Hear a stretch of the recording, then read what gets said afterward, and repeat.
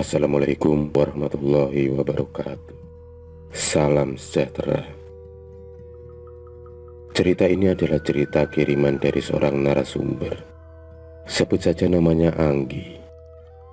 Anggi adalah mahasiswi semester akhir di sebuah fakultas perguruan tinggi di Yogyakarta.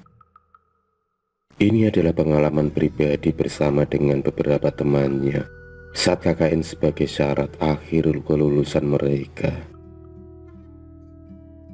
Singkat cerita, pada saat diadakannya program KKN oleh kampusnya, hari itu, Senin di bulan Januari, semua mahasiswa sudah bersiap-siap dengan perbekalannya masing-masing. Sudah seperti kebanyakan KKN, pasti akan dibagi ke beberapa tempat wilayah yang berbeda dan desa yang berbeda-beda pula. Dari dulu memang sudah begitu tradisinya. Hingga tiba waktu pelepasan rombongan KKN di kampusnya. Rombongan berangkat dengan beberapa armada bus untuk menuju ke lokasi masing-masing yang telah ditetapkan sesuai dengan kelompok-kelompok masing-masing. Rombongan pun meninggalkan lokasi tempat pagi itu. Iring-iringan mobil berjalan meninggalkan halaman kampus. Terlihat di dalam armada masing-masing para mahasiswa terlihat sangat senang akan melaksanakan KKN kali ini.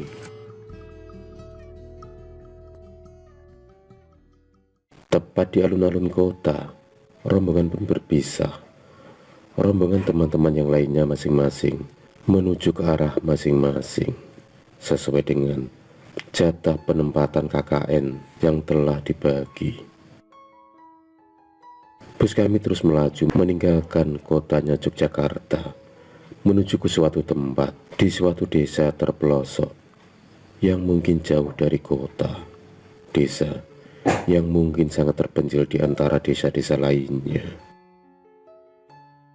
Perjalanan pun lumayan jauh yang kita tempuh untuk sampai ke desa tersebut dengan melewati beberapa kecamatan dan desa-desa yang kami lewati.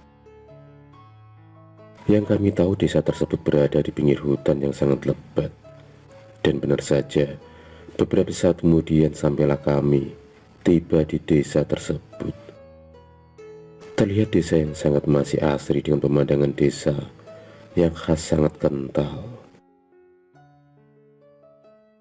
Setibanya di lokasi kami disambut oleh Pak Kades dan beberapa aparatur desa. Juga ada Pak RT dan beberapa warga lainnya. Mereka tampak sangat senang dan gembira, serta antusias dengan kedatangan kami. Satu persatu barang-barang kami diturunkan. Rombongan kami pun disambut dengan baik dan meriah oleh para warga. Sungguh, pemandangan penduduk desa yang penuh ramah tamah dan sangat baik kepada kami, dan itu membuat kami merasa senang dan sangat berkesan di hati kami.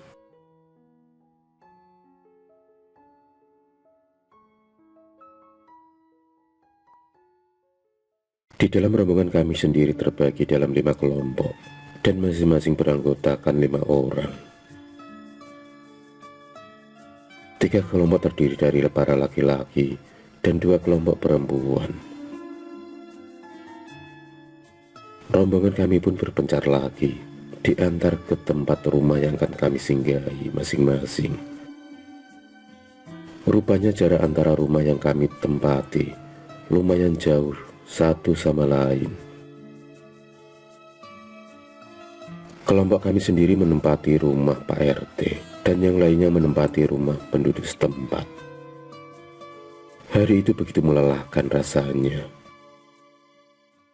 Suara-suara binatang malam mulai terdengar dari kejauhan dari dalam lebatnya hutan di sekitar desa tersebut yang terasa sangat dingin dan sedikit angker. Di kelompok kami sendiri malam itu dijamu hidangan ala pedesaan oleh tuan rumah yaitu Pak RT dan Bu RT yang sangat baik hati. Banyak hidangan yang dihidangkan malam itu. Dengan sigap, kami semua pembantu Bu RT untuk menyiapkan hidangan malam itu yang ditaruh di atas tikar, di atas lantai ubin kuno. Suasana malam itu membuat kami terharu Kami sangat senang diterima oleh Pak RT dan Bu RT beserta keluarganya. Hingga malam pun larut, dan akhirnya kami pun tertidur pulas di kamar masing-masing. Keesokan paginya kami pun melaksanakan aktivitas sebagai rangkaian tugas KKN yang kami jalani saat itu. Dan hari-hari pun terus berlalu. Di hari ketujuh, kami mulai mengalami hal-hal yang aneh yang kami rasakan. Hal-hal aneh itu kami rasakan setelah kami berkali-kali masuk keluar hutan di tepi desa untuk mengadakan riset tentang tumbuh-tumbuhan dan daun-daunan. Entah kenapa seperti ada mata tak kasat mata yang selalu memperhatikan tingkah laku kami dan gerak-gerik kami. Suatu hari, di sore hari, kami sekelompok mengadakan riset beberapa tumbuhan yang tumbuh di dalam hutan tersebut, di pinggiran hutan. Suasana tiba-tiba menjadi mendung sore itu, dan tak terasa hujan pun turun. Kami bertiga pun berteduh di bawah pohon yang besar, karena teman-teman yang lainnya sudah beranjak pulang. Tiba-tiba kami merasakan suatu hal yang janggal, karena tiba-tiba hujan berhenti, dan tiba-tiba kami berada di sebuah pasar yang sangat ramai. Tapi entah kenapa, kami pun terhanyut di dalamnya, antara sadar dan tidak sadar. Aku, Rindi, dan Dini malah asik ikut nimbrung menikmati jajanan pasar.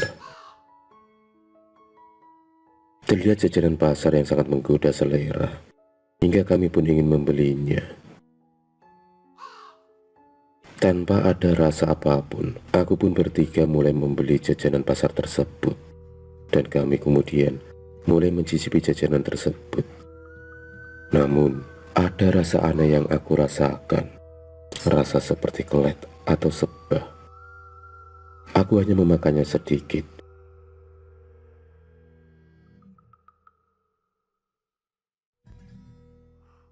Aku kemudian baru menyadari beberapa saat kemudian, saat aku mulai melihat ada hal yang aneh yang tampak dari para penduduk desa.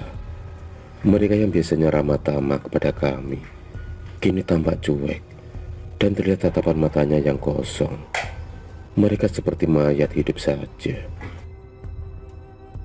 Ternyata kami bertiga mempunyai firasat yang sama. Kami merasa baru berada di pasar setan. Setelah kami bertiga menyadari hal itu, akhirnya kami bertiga pun pingsan di tempat itu. Kami tak tahu apa yang terjadi selanjutnya.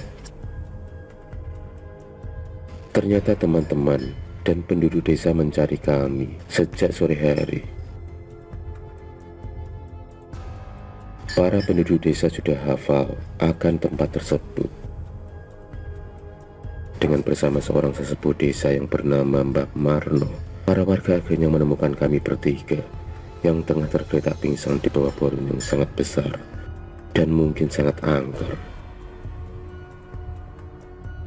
Para warga sendiri sudah menduga pasti kami berada di bawah pohon tersebut, karena sudah banyak cerita yang terjadi di seputaran pohon keramat tersebut. Ternyata cerita itu memang ada. Cerita tentang desa setan yang terkenal dengan pasar setannya. Desa tersebut berada di sebelah utara dari desa yang kami tempati.